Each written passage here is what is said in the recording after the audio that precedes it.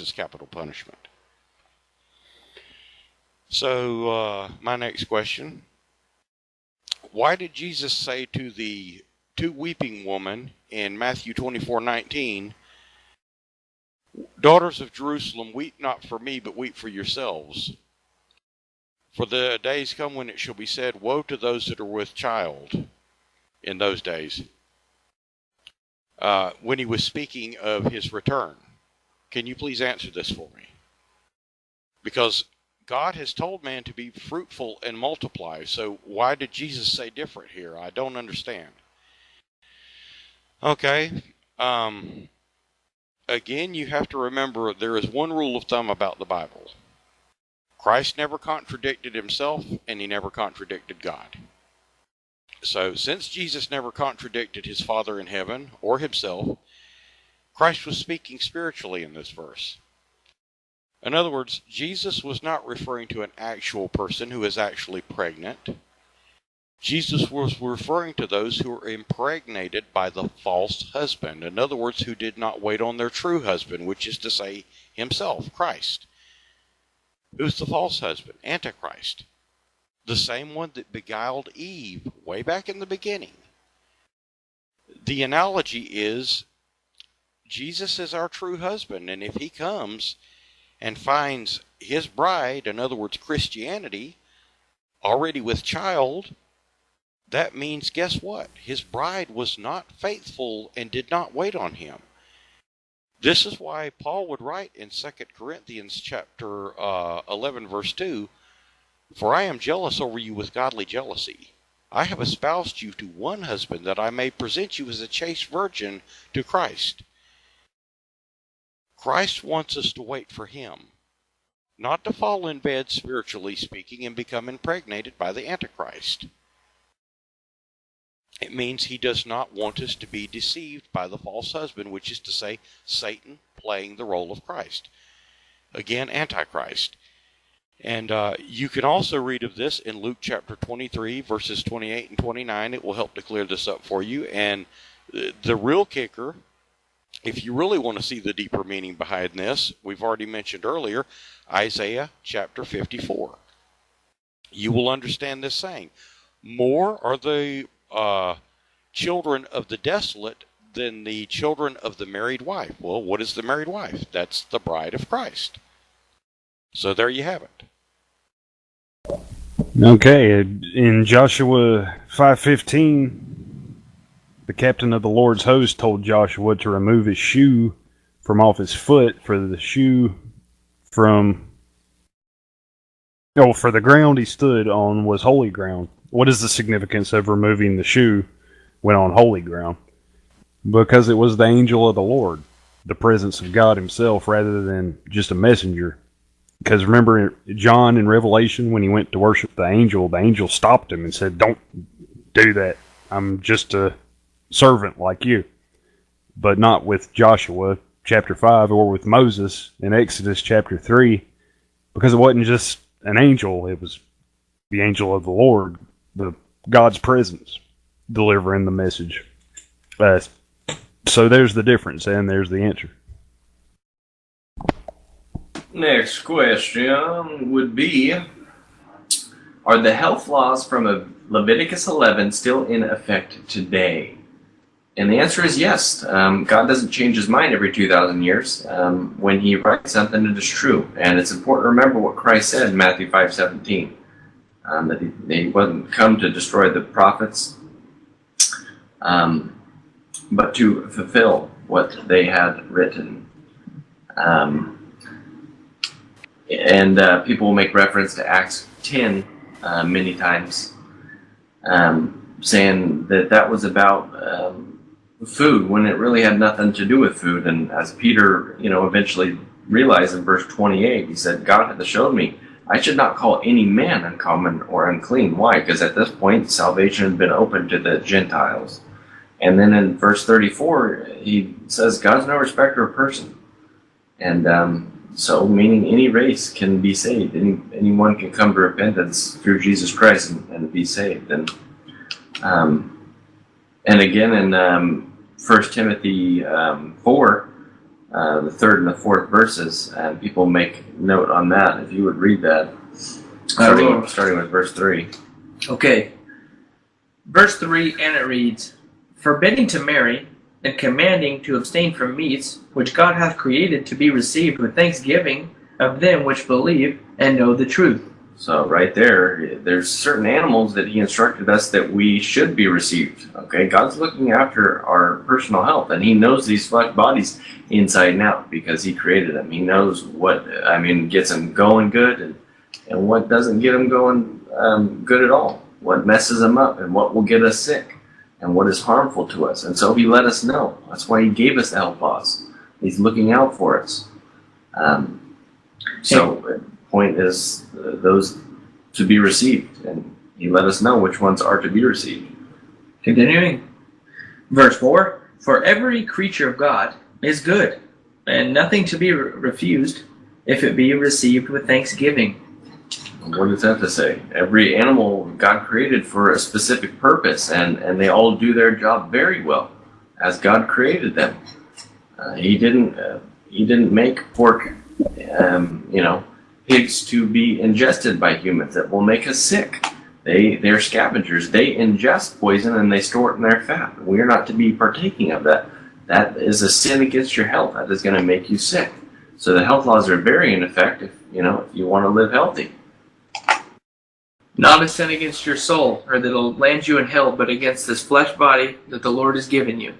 So if you want to take care of it, then you are to follow this. But YOLO, I guess, I don't know, whatever your preference is, but they still are definitely in effect. They most certainly are. Okay, so on to my final question. Could you please tell me where the Ark of the Testament or the Ark of the Covenant is now? Thank you. Well, your answer is in Revelation chapter 11 and verse 19, and I'll read it for you. And the temple of God was opened in heaven, and there was seen in the temple the Ark of his testament, in other words, the Ark of his covenant. And there were lightnings and voices and thunderings and an earthquake and great hail. In other words, that's the power that the Ark had, but God did not leave the Ark of the Covenant in the hands of men. I know, people have watched that movie with Harrison Ford, where he goes in search of the lost Ark and finds it. And of course, there's a couple of tribes in Africa and a few other places around the world that claim that they have the Ark of the Covenant, but they do not. The book of Revelation tells us very clearly where the Ark of the Covenant is. God did not leave something that powerful, which represents his mercy seat, in the hands of men. And the Ark of the Covenant disappeared from history around the time of the Babylonian captivity. Some claim it is still here on the earth, but it is not, as you just read in Revelation chapter 11, which is John's vision of the future of the end times. It tells us exactly where the Ark of the Testament, the Ark of the Covenant, is now. So there's my final answer. All right. I might have to call a lifeline on this next one, but in 1 Samuel chapter 17:4, it states Goliath's height was 6 cubits and a span. How tall was Goliath in modern day measurements? 9 foot 9 inches, according to my calculations. I'd say that's roughly correct. I myself had figured it between 9 and 10 feet. And, there have been giants found in the Middle East that were 16 feet tall and some that were 12 feet tall. So, Goliath may not have been a giant among giants, but a 10-foot tall man is, I'm 6'2", and somebody 6'6" can come in and I have to look up at them. So imagine somebody 4 foot taller than that. And just on the side note, there's a deeper meaning in this, in as much as he's got all these sixes all over him, and David defeats him with a stone. And remember that white stone you're given in Revelation in the letters to the 7 churches, to those that have the key of David and who killed Goliath David. So there's something extra for you there. Yeah, And, well, not only that, as we talked about earlier, Sam, David leaned down and picked up 5 smooth stones out of a creek bed. And he only chose one. And he slung it and sank it into Goliath's skull. In other words, right between his eyes, in his forehead. In other words, the same place that you receive the mark of the beast or the seal of God. So this rock, symbolic of a rock worn smooth over a long period of time, if you understand that analogy with regards to keeping track of the Kenites, permeated and penetrated the skull of this one, and then he was beheaded by young David, who was just a lad, but was not afraid because he knew that he had the power of God with him. So, I think that's a marvelous example you just made there. And the last and final question is, will Satan and the fallen angels be physically harming or hurting anyone? And the answer is no, not physically, but we know they're going to be spiritually slaying the world as they deceive and take away the world's salvation. Why? The world is leaving Christ for the false Christ. Okay, Satan is coming in peaceably, and he's sharing wealth and making a one-world system and bringing peace. As it's written in Daniel 8, verses 23 through 25, and Daniel 11, verses 21 through 24. Remember, it's a spiritual war. That's why we put on that gospel armor.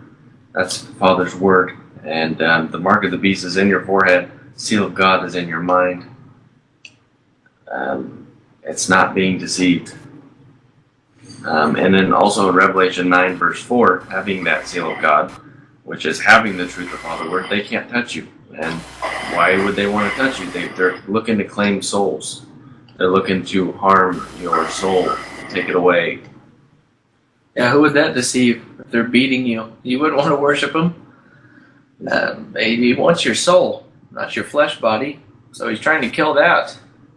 And they sting like a scorpion. To me, like they could just walk up and say, that's Jesus over there, and then just walk off. And if you don't have that seal, then you remember how you become the stomach of the scorpion. The unlearned will sit there like, that's Jesus over there, and meditate on the lie until it eats them up inside, and they're deceived. Well, that's true, because, I mean, hey, it's all easy to talk about it now and say, yes, we know that Satan is the Antichrist and he's coming, but when he's here de facto, it's going to even be tough on the elect. So if you're not one who studied of your Father's word, you are going to be the stomach of a scorpion, because you're going to be turned to mush like that quick, Yep. At any rate, I think that just about wraps everything up. Yeah, we'll do the wrap up now. We hope that you've enjoyed studying with us and listening to our discussions here. And we thank you for taking the time to share Bible study with us and to study to show yourself approved. And we hope that in some small way that we have helped you to a better and more clear understanding of our Father's Word. And our prayers are with you that God will lead you and guide you and open your eyes to the truth. So for the Four Winds, this is Bruce of Just Thought Studies. And we are Hunter and Logan of 1234 Rock Hard Bible Study Group on YouTube. And this is Sam from Mark13Records.com. And the Mark 13 Records YouTube channel. And may God bless you, and thank you for listening.